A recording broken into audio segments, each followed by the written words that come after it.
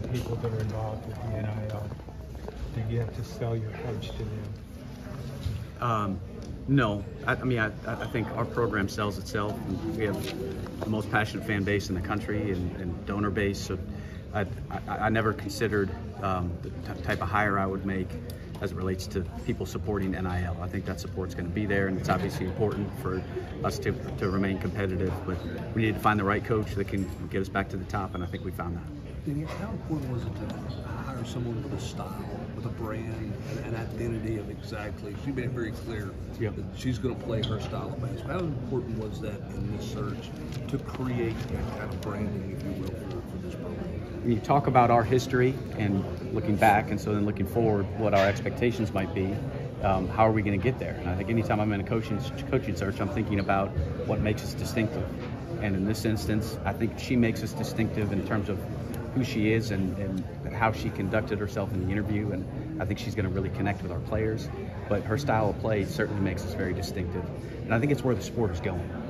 Pace of play, both in men's and women's basketball, is becoming more and more a factor, and I think that she's on the cutting edge, and we talk about leading the way in college sports here at Tennessee, and I think Kim helps us do that. You mentioned that interview multiple times. What did she say that impressed y'all so much?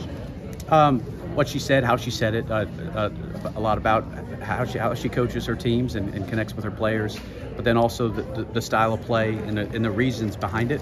It's very well thought out, and the numbers and metrics, which led me to want to talk to her, speak for themselves. It's pretty compelling. Danny, what are some of the biggest benefits of hiring a coach that's really on the rise in the coaching scene, a rising star, so to speak? I think it gives us tremendous upside and excitement about where we can go. We have an unbelievable historic brand. We have great support and with this fan base. Players want to play at Tennessee. I think we can get talent here. I know we can. And with this exciting style of play, I think it makes it even more compelling for players who want to come here. Danny, how did her speech today compare with her interview? I thought that was one of the best introductory press conference speeches I've ever heard. How did that compare to her interview? I would agree with your assessment of today, and it didn't surprise me. Yeah, she's a pretty talented leader, and I think she's going to be great for our team. Kim was obviously able to translate her Division II success to Division I in her first season last year. Did that give you confidence that she can do the same jumping up to Power 5? Yeah, I needed to see that it can happen at the Division I level, and obviously you'd rather have a little more of a sample size, but if you didn't hire her this time, somebody else is going to. I think she's going to be one of the best basketball coaches in the country, and I think we have a great one for the future.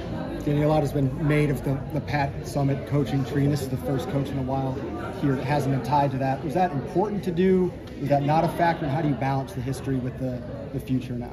You know, I was obviously aware of that history, something we thought about. That is a characteristic when you talk about fit.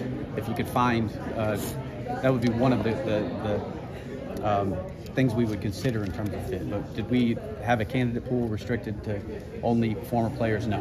And but we also weren't averse to hiring a former player. That was just one of a whole bunch of characteristics. How important was it finding a coach that was able to have the fast offense? When you look at the Final Four for women's basketball, how important was that? Going back to finding a coach that makes our program distinctive amongst the most competitive teams in the country, what sets us apart. This became the decision, and style of play became a part of it. But style of play, we talked to other candidates that also played this style of play. So it was a combination of who Kim is as a leader and a coach, and also the style of play. Dan, why are you comfortable hiring up-and-coming coaches who maybe don't have the longest Power 5 resume? What is it that makes you comfortable with seeing a vision of someone who doesn't have, is not as long in the tooth, so to speak, at that level? I think it's my job to evaluate deeper than that. You know, coaches become brands of themselves, and sometimes it's because they're a high-level player somewhere, sometimes it's because they've had success at a high-level program, and we can't fall in love with just that brand. It's my job to see a little more deeper into that with the substance and identify people that have the talent and the ability to do something different for us. And what we're talking about doing here, what Pat Summitt did here, is to win national titles and Southeastern Conference titles. So that's like finding a needle in a haystack. So the chances of that person being well known to everybody, it probably shouldn't be a huge surprise that it's not necessarily this household name.